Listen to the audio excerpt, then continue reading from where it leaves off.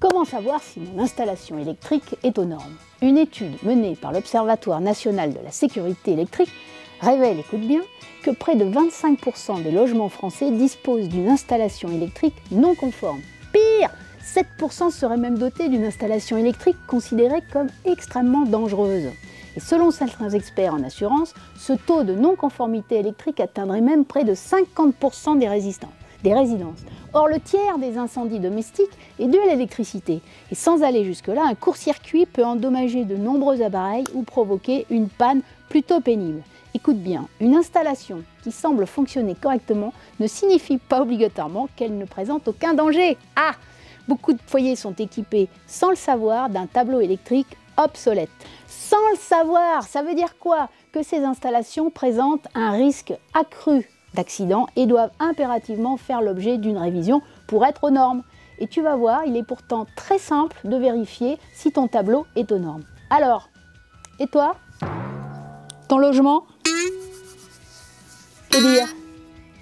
Avant de faire venir un professionnel, toi, tu peux déjà, pour ta sécurité, avec les informations que je vais te donner là, faire une première vérification. Le tableau électrique nous protège, des garants de notre vie, et nous sommes pourtant des millions à ne pas savoir quel est son rôle, comment il fonctionne, qu'est-ce que c'est que tous ces trucs là dessus. On va donc d'abord, en restant simple, regarder de plus près un tableau électrique qui est aux normes. Nous verrons quels sont les risques et le danger d'une installation dépassée, quelles sont les bonnes questions à te poser, quels éléments tu dois vérifier et sur quoi tu dois porter ton attention. Bref, on fait le tour de la question. C'est parti!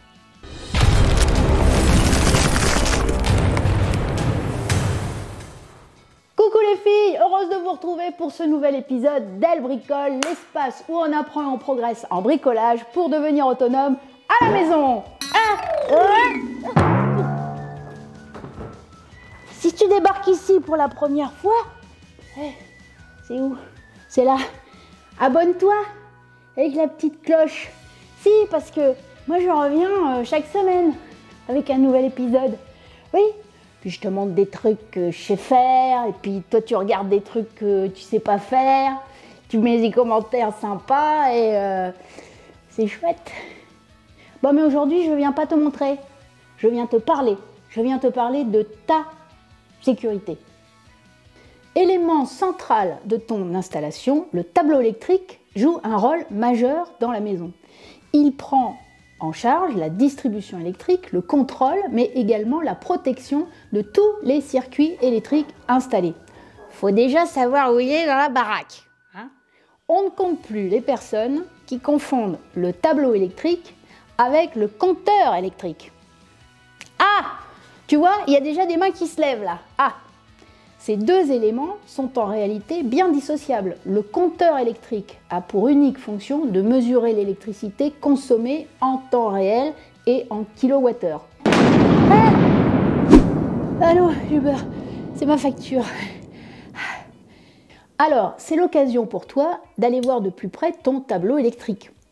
Parfois appelé aussi tableau de répartition ou tableau de protection. En fait, c'est exactement la même chose. Il a deux fonctions principales.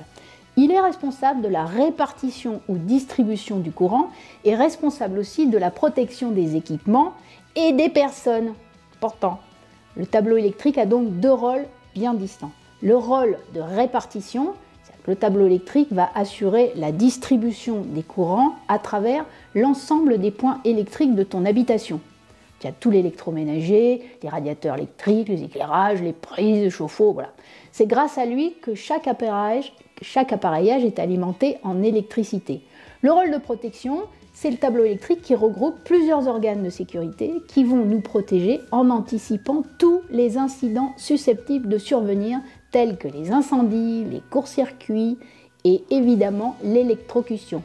Un tableau qui répond aux normes en vigueur en 2021 est un tableau sur lequel on va trouver, regarde, d'abord des interrupteurs différentiels. Ces éléments jouent un rôle majeur pour la sécurité des personnes. Ce sont eux qui vont nous préserver des différents risques des chocs électriques. Concrètement, en cas d'un matériel défectueux, ils vont nous empêcher tout simplement de nous électrocuter. Un interrupteur différentiel va mesurer le courant que l'installation reçoit par la phase et la quantité de courant qui reflue, le neutre. Les deux quantités doivent être égales. Si la quantité de courant qui entre dans l'installation électrique est supérieure à la quantité de courant qui reflue, ça veut dire qu'il existe quelque part un courant de fuite, c'est-à-dire un courant qui va s'écouler vers la Terre. L'interrupteur différentiel va le détecter et se déclencher pour te protéger. On va aussi trouver des disjoncteurs. Les disjoncteurs sont complémentaires des interrupteurs différentiels. Leur mission à eux, c'est de détecter les éventuelles surcharges et court-circuits et de protéger les biens et les équipements.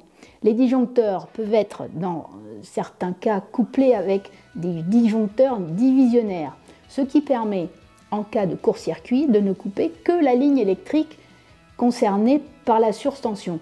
Ça veut dire que si par exemple tu as un problème sur le four, c'est le disjoncteur associé au circuit électrique du four qui va se déclencher.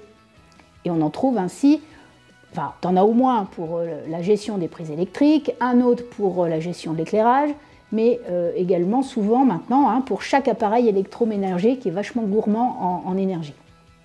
Ces disjoncteurs divisionnaires peuvent s'activer automatiquement dès qu'un incident est détecté sur l'installation ou aussi manuellement si tu en as besoin. Sur le tableau, souvent il est écrit sous le disjoncteur à quoi ça correspond. Prise, lumière, four, chauffe-eau, tu vois, plancher chauffant. Tu as même des petits autocollants que tu peux mettre dessous pour t'y retrouver. Sur le tableau, tu vas aussi trouver la borne principale de terre. Alors, en cas de fuite de courant, c'est elle qui va renvoyer l'électricité dans la terre. Donc ça, c'est facile à reconnaître, c'est le câblage bicolore jaune et vert. C'est une protection indispensable sur une installation pour notre sécurité. Ces trois éléments sur le tableau électrique doivent répondre aujourd'hui à la norme NFC 15-100 qui régit toutes les installations électriques domestiques en France. Quels sont les risques et conséquences d'une installation non conforme? Tu vois, c'est souvent un risque qui est très mal mesuré. On a de la lumière, on a du chauffage, et vas-y que je te branche, les prises, les multiprises, les rallonges, les tas de trucs, tout va bien. Non, une installation électrique non conforme, ça comporte de nombreux risques qui peuvent non seulement impacter très fort ton confort au quotidien, mais surtout avoir de graves conséquences sur la sécurité des habitants. Le risque 1 d'une installation non conforme, c'est bien sûr l'incendie de maison. Regarde, ici, là où j'habite, à 50 mètres, la maison des voisins. Plancher bois, escalier en bois. Court-circuit, la maison cramée en 1 heure. Heureusement, il n'y a personne dedans. 1 heure, 3 camions de pompiers. Court-circuit. À peu maison. Je vais te dire, ça calme. Et ça a calmé un paquet de voisins. Et par an, c'est environ 250 000 feux de maison ou d'appartements ayant pour origine une défectuosité du système électrique. C'est beaucoup. Et dans ces cas-là, attention, si il a été démontré que l'incendie a été causé par une installation plus ou moins conforme, l'assurance peut tout à fait refuser d'indemniser les victimes. Bam, double peine. Je veux dire, ça vaut quand même le coup, me semble-t-il, de vérifier en amont si son installation électrique est OK. J'ajoute que si tu es bailleur et que tu loues un logement, tu es pénalement responsable en cas d'accident pour installation électrique non conforme. Ça veut dire aussi que si tu loues ton habitation et que tu te rends compte que l'installation ne répond pas tout à fait à la norme, tu peux avertir aussi ton propriétaire, gentiment. Risque 2, dans les cas de tableau électrique non conforme, c'est l'électrisation ou pire, l'électrocution. Ces accidents peuvent survenir de multiples manières. Il suffit par exemple que tu entres en contact avec un objet sous tension qui aurait dû être isolé et tu vas passer un sale quart d'heure, ou pire. Avec, on note bien entendu, une recrudescence d'accidents dans les zones humides ou pièces d'eau où l'électricité est soumise là à des préconisations bien particulières.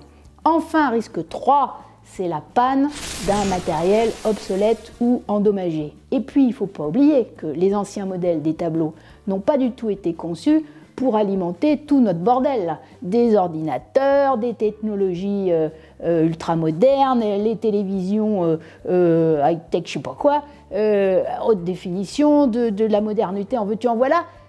Ça n'a pas été prévu pour ça, quoi. Tu vois?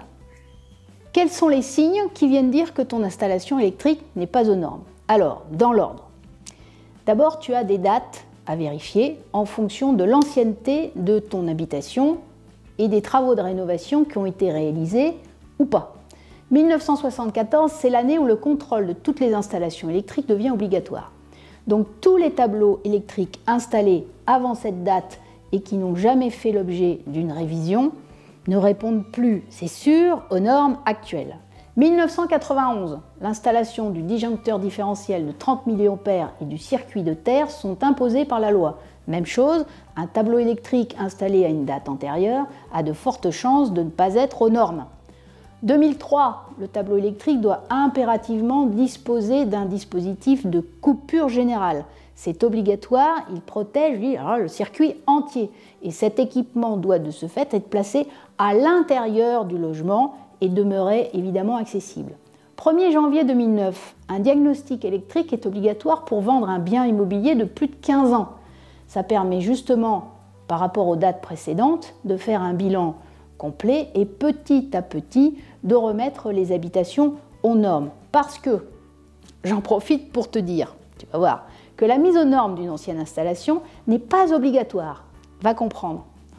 Elle ne l'est que dans le cas d'une rénovation complète et dans le neuf évidemment. Ça relève donc de la seule responsabilité et du bon vouloir du propriétaire, à ses risques et périls, on l'a vu. Ensuite, à l'œil nu, tu peux vérifier plusieurs choses. D'abord, est-ce que tu repères sur ton tableau des interrupteurs différentiels ou des disjoncteurs, comme on a vu un peu sur les photos? Les prises électriques, est-ce qu'elles disposent ou non d'une prise de terre? La terre permet d'éviter les électrocutions. En clair, est-ce que tu as chez toi des prises à 2 trous ou à 3 trous? Les prises 2 trous ne sont pas connectées à la terre.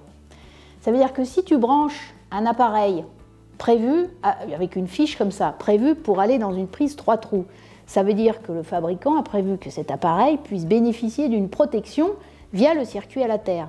Si tu le branches dans une prise où il n'y a que 2 trous et donc pas de connexion à la terre, ça veut dire tout bêtement que cet équipement, en cas d'incident, ne sera pas protégé, avec tous les risques que ça peut générer. Est-ce qu'il y a chez toi des dominos apparents, des interrupteurs endommagés, des câbles ou des fils dénudés qui pendouillent? Tu vois? Est-ce que tu as des gaines en tissu, comme c'était à l'époque? Alors là, ouf, gros danger, c'est vraiment une installation vétuste. Est-ce que ton tableau émet un grésillement ou un bourdonnement? Ça craint. Est-ce que tu as encore un tableau à fusible? Tu sais, les fusibles à plomb. Bon, tu vois. Certains des anciens tableaux électriques, tu vois, présentent quand même des risques de sécurité et de défaillance qui sont importants. Alors, qu'est-ce que tu peux faire dans ces cas-là?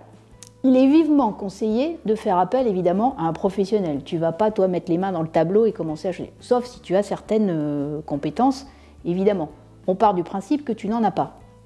Mais avant de faire intervenir immédiatement un électricien, tu peux prendre l'avis d'un expert en faisant réaliser simplement un diagnostic électrique. C'est le même qu'en cas de vente, mais tu peux tout à fait le solliciter même si tu ne vends pas ton habitation. L'expert, lui, va vérifier lors du diagnostic plusieurs choses. L'alimentation générale et les circuits de mise à la terre. Les équipements obligatoires du tableau électrique tels qu'on a pu les voir. Il va faire un inventaire, les différents éléments supplémentaires éventuels. Le câblage et le schéma de tableau électrique. En 2021, il faut compter environ 150 €, je crois. Il faut que tu te renseignes, il y a peut-être des différences de prix en fonction des régions ou des villes, mais enfin, c'est le prix de ta sécurité. Ce n'est pas non plus un coût extraordinaire à supporter. Selon l'état de l'appartement et de la maison, tu vois qu'il est peut-être nécessaire de remettre aux normes le tableau électrique. Par contre, si ton habitation est vraiment très ancienne et très vétuste, il faudra probablement faire un petit peu plus que de remettre le tableau aux normes et cette fois d'envisager de refaire toute l'installation. Mais attention, ça c'est une autre histoire et c'est un autre budget. Il faut bien que tu distingues les deux. Allez, on se tient au jus. Salut!